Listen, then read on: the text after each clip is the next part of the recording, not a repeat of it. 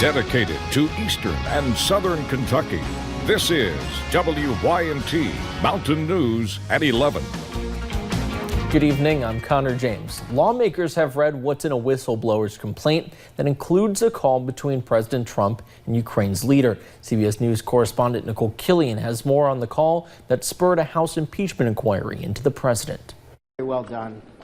Members of the House and Senate Intelligence Committees reviewed the whistleblower complaint that includes a phone call between President Trump and Ukraine's leader. That call is central to the House impeachment inquiry. I found the allegations deeply disturbing. I also found them very credible. Earlier Wednesday, the White House released a summary of the July 25th conversation between President Trump and President Volodymyr Zelensky. It suggests the president repeatedly prodded Zelensky to work with Attorney General William Barr and the president's personal lawyer, Rudy Giuliani, to investigate Joe Biden and his son. Hunter Biden was on the board of a Ukrainian oil company. It's all a hoax, folks. It's all a big hoax. President Trump and Zelensky met face-to-face for the first time Wednesday at the United Nations. It's better to be on TV than by phone. Yeah. They spoke about the call. Nobody pushed me. Yes. In other words, no pressure. Days before their conversation, the president ordered aides to freeze about $400 million in funding to Ukraine, a topic that wasn't raised according to the call summary. But Democrats argue it was a bargaining chip. This is about abuse of power by an overreaching executive. Some Republicans say it won't hurt the president. He did nothing wrong under the law or otherwise. Lawmakers are set to grill the acting director of national intelligence, Joseph Maguire, about the whistleblower's complaint when he testifies before the House Intelligence Committee on Thursday. Nicole Killian, CBS News, the White House. Former Vice President Joe Biden said the summary was revealing and later tweeted that Congress must hold President Trump accountable. Well, Laurel County deputies say that they responded to a disturbance complaint on Burnett Road last night. When they arrived, they say Daniel Nolan ran away. He didn't get far before deputies caught up with him. They say he hit a woman with his fist, then strangled her. He's charged with assault, strangulation, and fleeing police. Well, 911 officials in Perry County are warning of a phone scam. They tell us someone with the caller ID of 911 is calling people and demanding credit card information. Emergency officials will never and have no reason to ask you for credit card info. Anyone who receives these calls is asked to report them to their local law enforcement. Well, Kentucky State Police say a man killed a family member before calling 911 to confess. That's what played out in Wayne County last night. Timothy Reynolds is charged with murder. Police say Mark Reynolds died after being shot and beaten with a wrench. The two were related. Police say Reynolds called them to say he shot his family member before tampering with evidence. We all have problems with our family and we don't get along, but at this point somebody's lost their life over a feud or an argument. Duncan's body was transported to the state medical examiner's office for an autopsy. Neighbors said the two men held a long-standing disagreement about property. Well, a Kentucky school superintendent has been indicted on an attempted bribery charge. The State Journal reports 48-year-old Mark Kopp was indicted yesterday on a misdemeanor charge of attempted bribery of a public servant. The details surrounding the bribe are unclear. The indictment says the Franklin County superintendent intentionally engaged in conduct related to attempted bribery. Kopp says he has no idea what the premise of the incident is and doesn't have a comment. Well, U.S. Customs and Border Protection officers in Louisville say they've seized tens of millions of dollars worth of counterfeit jewelry. This all happening at the UPS Worldport over the last several months. The bust included phony name brand jewelry that would be worth more than $90 million if it were real. In July, officers seized 3 large shipments of counterfeit bracelets totaling more than $42 million. In September, another 5 shipments came through worth around $48 million. Well, some find the numbers surprising, others not so much. Hazard police say on average 20 people a month are involved in some sort of crash on Kentucky 15 in the stretch of road construction. People who live nearby say it's no surprise and are beginning to wonder if the new road is worth it. And you get used to one direction, and then you're taking that path when you go up through there. You have to either cut over real fast because they switch the road and then people flying. It's back to back constantly. It's just always something. Hazard police remind people to be aware driving through there and stay off your phones.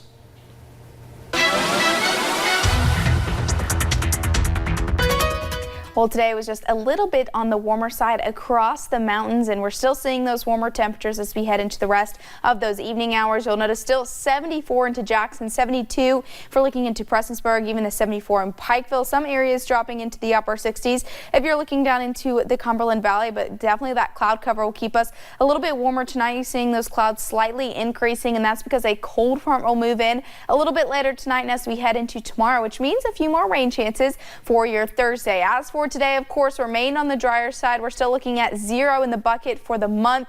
Usually right around this time of the month, we're usually at 2.7 inches, but still for the year to date, you can see we are still above average. But if you guys remember, it's been dry, of course, throughout September, and it was pretty dry back into August as well. Drought monitor, a lot of us still in that moderate drought. You can see that in kind of that lighter brown color. The rest of us are just abnormally dry. This map actually updates tomorrow. Really wouldn't be surprised to see a few more counties added to that moderate drought as we head into your Thursday. So today marks 28 days without rain. We broke that record of 25 a few days ago. Remember, that record was set back in 2005 and 1991. So will we be adding even more days as we head into tomorrow and into the end of the work week? Well, I hope not, but I'll have that and more coming up in just a few short minutes. Could definitely use a little rain. Thanks, Paige.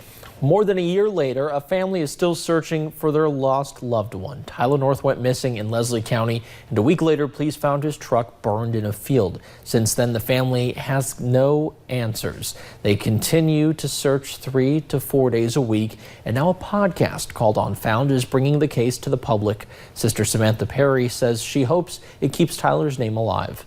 Not going to be this big gold Easter egg, and you are going to get every answer that you want, but hopefully it'll help things make a little more sense.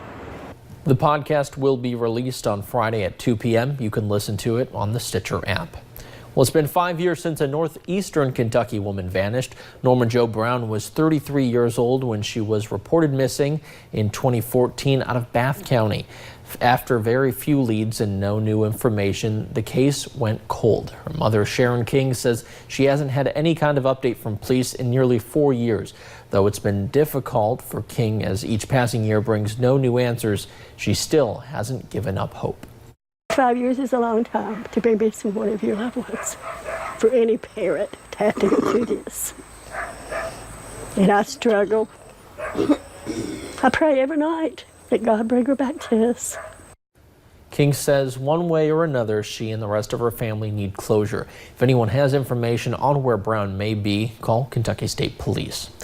Well, tonight another Eastern Kentuckian made their premiere on Survivor. This is the third contestant from the region in the last 4 seasons. Elaine Stott, the Whitley County native, showcased her skills on the 29th season of the show. Here's a recap of Survivor Island of Idols. We want to warn you, there are spoilers ahead. From the moment Elaine and the group landed on the island, get on top of things like quick. she started making friends within her Lyro tribe. I like your energy and your vibe. Okay. So I was thinking, you just ride one? Yeah. Her friendships on the island quickly made some look at her as a target, her biggest rival, Ronnie, taking aim. Because somebody like Elaine from a town from the middle of nowhere of Kentucky, who has had hardship her whole life, who works in a factory, sounds like a clear winner to me. I literally knew from the minute that I had the conversation with Ronnie, I knew that me and him was like this. During the immunity challenge, Elaine's tribe made dominant moves in the beginning of the challenge. Something's off. But the rival tribe, despite a slower start, solved the puzzle quicker, sending Elaine's tribe to tribal council. Eileen, does Elaine make sense? The movement against Elaine grew. She was a quick target for her likability. I don't know why it is that I'm being thrown out there. And come council night, it seemed like Elaine was the one to go. Is there a part of you that's sad that you think it might be over, or is your attitude, hey, if it's over, it's over, that's the way it goes? No, I'm devastated. Yeah, I'm devastated. But in a turn of events, first person voted out, Ronnie. That's 6, that's enough. Need to bring me your torch. Elaine will stay another week. Survivor continues next week on WYMT at 8 p.m. Well, Bell County Tourism have received grants for downtown revitalization. Main Street Middlesboro and Main Street Pineville jointly applied with the Chamber of Commerce for money to paint murals and update aesthetics. The grant they were approved for through the Kentucky Promise Zone totals around $60,000. To help divert some of that traffic off 25E into our downtown and creating a downtown that's full of arts and culture and things that people want to go and experience in person. The projects in both Pineville and Middlesboro are expected to be completed within 9 months. Well, a lawsuit filed by a group of students claims the University of Kentucky discriminates against female athletes. Members of the field hockey, lacrosse, and triathlon club teams say their requests were denied by the athletic department to become a varsity sport. They filed a Title IX lawsuit saying UK refuses to create varsity opportunities for women. They say the university needs to add 183 women athletes to match the student population. Right now, 55% of the population at UK is female, but only 41% of student athletes are women. The fact that it's the 21st century and there's still an issue towards having gender equality among sports baffles me. If the University of Kentucky chooses, they can set a precedent for doing the right thing, rather than continuing to pretend that Title IX doesn't matter.